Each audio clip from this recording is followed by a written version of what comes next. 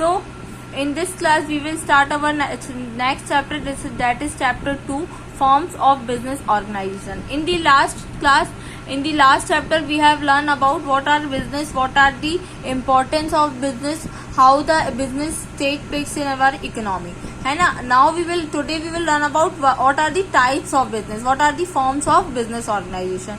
So first of all, the first business forms of business organization is sole proprietorship. What do you understand by sole? Sole means single, है ना. So ऐसा business जो single person चलाता है, that is known as sole proprietorship. Let us know the meaning. Sole proprietorship is a business where a sole trader is an individual who owns and manages a business. He brings his own capital and manages business and bears all risks done and enjoys profit.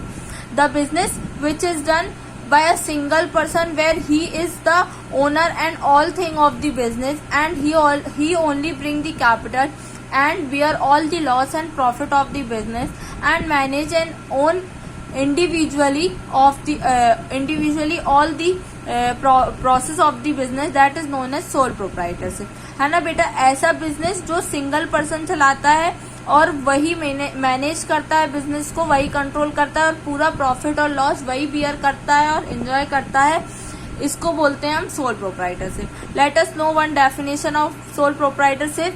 Sole proprietorship is sole trading is that form of business organization which is started and run by only one person who bears profit and losses of it.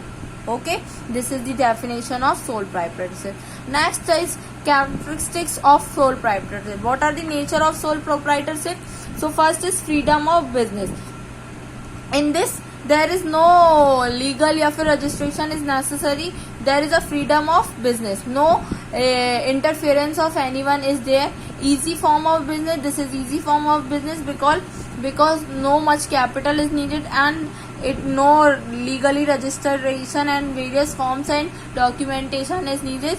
Easily we can start a sole trader business. Full control. Single person have a full control in it. Unlimited liability. There is a unlimited liability in sole proprietorship and low legal formalities, and there is no need of no legal formalities to be done in the sole trader proprietorship, है ना. This is the characteristics of sole trader. Next is importance. What are the importance of sole tradership?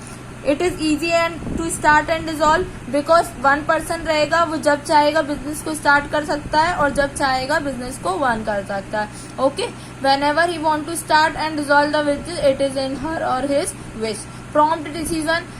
There is only per person, then he can take business decision easily and immediately. Flexibility in operation. It is very flexible in nature. He and she can use any method whenever he want to operate a business.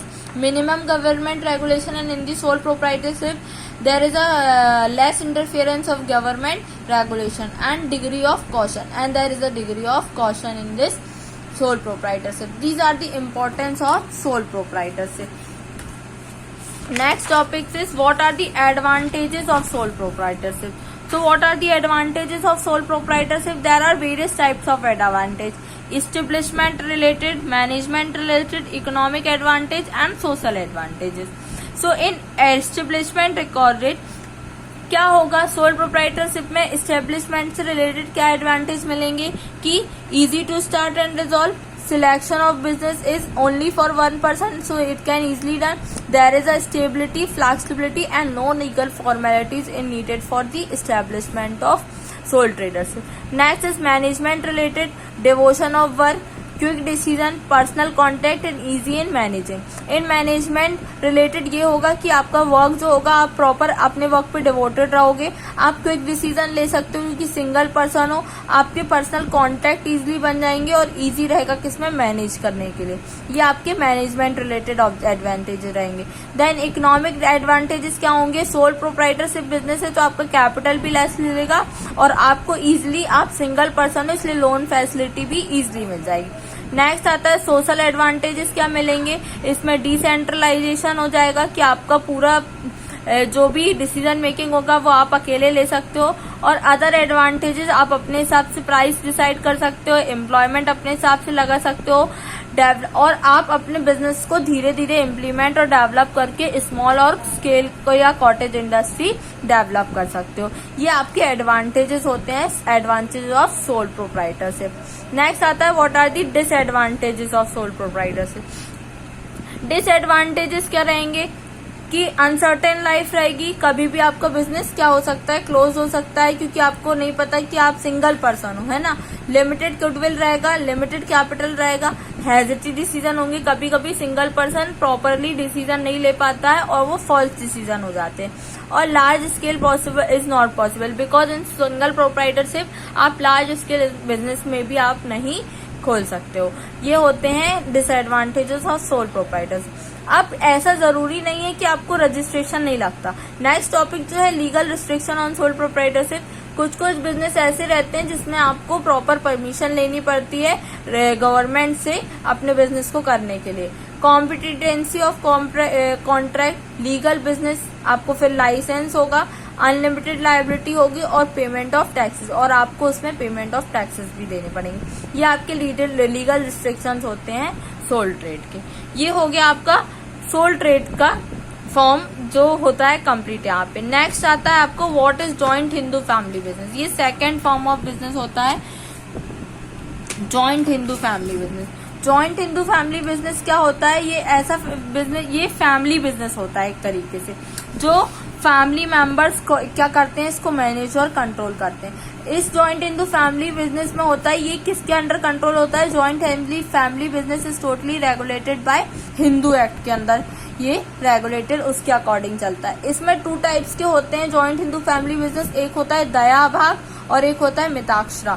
दया भाग में क्या होता है, इसमें जो head of the family होता है वो ओनर होता है बिजनेस का, और असेट्स और लायबिलिटी तब तक कोई और नहीं मांग सकता जब तक जो हेड है वो उसकी डेथ ना हो जाए, है ना। और उसके बाद जो उसका ओनर और असेट्स रहेगा वो उसके बच्चों में डिवाइड हो जाता है। ये होता है दया भाग।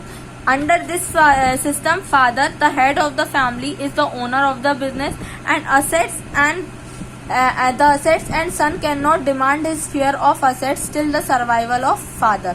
After the death of the father, the assets are divided among children. Okay. Next होता है मिताक्षरा। मिताक्षरा क्या होता है, Under this system, during the life of a father, the forthcoming 3 generation get the right of the assets. इसमें क्या हो जाता है, फैमिली का ओनर जो हेड तो रहता ही है, वही बिजनेस ओन और कॉपरेट या फिर कोऑर्डिनेट करता है, बट उसके रहते दम पे ही क्या होता है, बच्चों को वो अपनी प्रॉपर्टी में क्या दे देते हैं, हकदारी दे देते हैं, या एक तरीके से ये कह सकते हैं कि उस पे उनका उन पे उनका राइट हो जाता है ना। और उसको हम क्या बोलते हैं कि जब भी उस फैमिली में कोई भी बच्चा जन्म लेगा, बर्थ लेगा, तभी से उसका उस पे क्या होता है, राइट होता है। और इस चीज को एक तरीके से और कहा जाता है एज अ दादलाई असेट्स। ठीक है, ये होते हैं आपके 2 टाइप्स की जॉइंट हिंदू फैमिली बिजनेस, दया भाग एंड मिताक्षरा। अब इनके कैरेक्टरिस्टिक्स क्या होते हैं, फैमिली बिजनेस होता है ये, रजिस्ट्रेशन इज नॉट कंपलसरी, इसमें रजिस्ट्रेशन कंपलसरी नहीं होता है, मेंबरशिप होती है इसमें लोगों की, स्टेबिलिटी रहती है क्योंकि ये आपके फादर एंसेस्टर से चला हुआ आ रहा बिजनेस होता है। और आपका क्या बोलते हैं, अगर फ्यूचर में आप लोग मतलब उनके सन्स या फिर उनकी जनरेशन चला पाती है तो इसमें बहुत लॉन्ग टर्म तक बिजनेस चल सकता है। और डिसोल्यूशन भी इजीली हो जाता है जब इंसान चाहता है तब। ठीक है, ये होते हैं कैरेक्टरिस्टिक्स। अब एडवांटेजेस क्या होते हैं इनके जॉइंट हिंदू फैमिली बिजनेस के, नो लीगल फॉर्मेलिटीज, इसमें लीगल फॉर्मेलिटीज कुछ नहीं होती हैं। लिबर्टी ऑफ बिजनेस, आपके पास बिजनेस की लिबर्टी होती है, आप फ्रीडम मतलब डिसीजन मेकिंग में आपको टोटली फ्रीडम रहता है। और आपको इसमें गुडविल जो रहती है, आपके पूर्वजों की गुडविल से आपका बिजनेस चल सकता है, और अगर आप उसको मेंटेन कर सको तो आपका गुडविल और इम्प्रूव हो जाता है। और डायरेक्ट कॉन्टेक्ट विद कस्टमर, और कस्टमर से आपका कैसा कॉन्टेक्ट रहता है, डायरेक्ट कॉन्टेक्ट रहता है। ये जॉइंट हिंदू फैमिली बिजनेस होता है।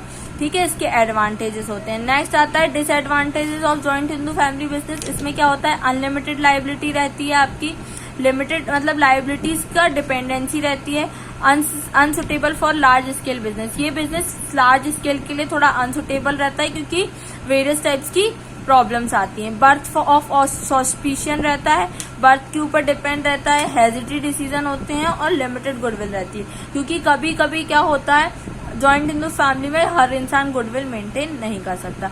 ये 2 टाइप्स के बिजनेस अपन ने पढ़े, सोल प्रोप्राइटरशिप और joint Hindu family business. Next class से अपन इसमें और फॉर्म्स ऑफ बिजनेस देखेंगे। Okay, thank you.